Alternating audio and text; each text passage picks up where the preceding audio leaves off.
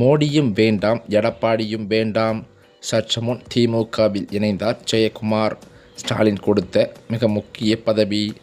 அதிர்ச்சியில் அதிமுக தொண்டர்கள். தமிழகத்தில் காலூன்ற வேண்டுமென்பது பாஜகவிற்கு நீண்ட காலமாக இருந்து வரும் பெரிய ஆசையாகத்தான் இருக்கிறது. திமுகவை வீழ்த்த வேண்டுமென்பதை நோக்கமாக கொண்டு செயல்படுகிறது. இதற்கான ஏற்பாடுகளையும் பாஜக செய்து வருகிறது. ஆனால் அந்த செயல்பாடுகள் அனைத்தும் தவிடுபொடியாகி வருகின்றன. OPSஐ தொடர்ந்து டிடிவி தினகரனும் பாஜக கூட்டணியிலிருந்து வெளியேறியிருக்கிறார்.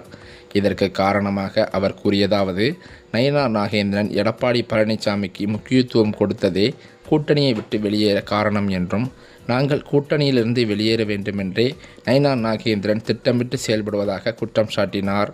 கூட்டணியின் முடிவுகளை எடப்பாடி பழனிசாமி தான் எடுப்பார் என்று கூறும் இடத்தில் நாங்கள் எவ்வாறு இருக்க முடியும் என்று கேள்வி எழுப்பினார் டிடிவி தினகரன். தொடர்ந்து பேசிய அவர், பாஜக முன்னாள் தலைவர் அண்ணாமலை எங்கள் பின்னால் இல்லை, வெளியேற வேண்டுமென்பது எங்களின் முடிவு என்றும் கூறினார். இதனைத் தொடர்ந்து அதிமுகவில் உட்கட்சி பிரச்சனைகள் எழுந்து வருவதால் அதிமுகவில் இருந்த சிலர் பாஜகவிற்கு செல்லப் போவதாகவும், முக்கிய தலைவர்கள் அங்கு சென்றால் அவர்களின் முகமாக அறியப்பட்டு வரும் தொகுதியில் வாக்கு எண்ணிக்கையில் மாற்றம் ஏற்படும். இது நிகழ்ந்தால் அதிமுக எதிர்க்கட்சியாக கூட உருவாக முடியாத நிலை ஏற்படும் என்றும் சொல்லப்படுகிறது. இது நடைபெற விடாமல் தடுக்கத்தான் அதிமுக ஒன்றிணைய வேண்டும் என்று பாஜக சொல்கிறது என்ற வாதமும் வந்த வண்ணம் இருக்கின்றன. அதுவே பாஜக அதிமுகவுடன் முக்கிய தலைவர்களை ஒருங்கிணைத்து சட்டமன்ற தேர்தலை சந்தித்தால் தமிழகத்தில் காலூன்ற வாய்ப்பிருக்கிறது என்று சொல்லலாம்.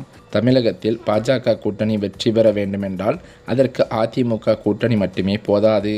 செங்கோட்டையன், சசிகலாவுடன் OPS, டிடிவி தினகரன் மீண்டும் இணைந்தால்தான் தமிழகத்தில் பாஜக கூட்டணியில் வெற்றி பெற முடியும் என்ற கருத்தும் நிலவி வருகிறது. மேலும் அது மட்டுமில்லாமல் அதிமுகவிற்கு உள்ளேயும் அதிமுக கூட்டணிக்குள்ளும் கடுமையான மோதல்கள் ஏற்பட்டு வருகிறது. இன்னும் தேர்தல் நடக்க 10 மாதங்கள் கூட இல்லாத நிலையில் திமுகவிற்கு சாதகமாக அதிமுகவில் பல மோதல்கள் நடக்க தொடங்கிவிட்டன. இந்த மோதலால் அதிமுக பெரும் பின்னடைவை தான் சந்திக்கப் போகிறது என்றும் அதிமுகவின் முக்கிய புள்ளிகளே கூறி வருவதாக சொல்லப்படுகிறது.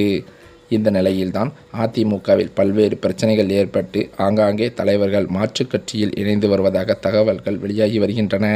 இதற்கு உதாரணமாக அதிமுகவின் முக்கிய புள்ளியாக இருக்கும் ஜெயக்குமார் கடந்த 6 மாதங்களாகவே எடப்பாடி மீது கடும் அதிருப்தியில்தான் இருந்து வருகிறாராம். இதன் காரணத்தினால் அவர் விரைவில் அதிமுக கட்சியிலிருந்து விலகி அவர் திமுகவில் ஜெயக்குமார் இணைவார் என்று எதிர்பார்க்கப்பட்டு வருகிறது. இந்த தகவல் ஒட்டுமொத்த அதிமுகவினருக்கும் பேரதிர்ச்சியை கொடுத்து வருகிறது என்றே சொல்லலாம்.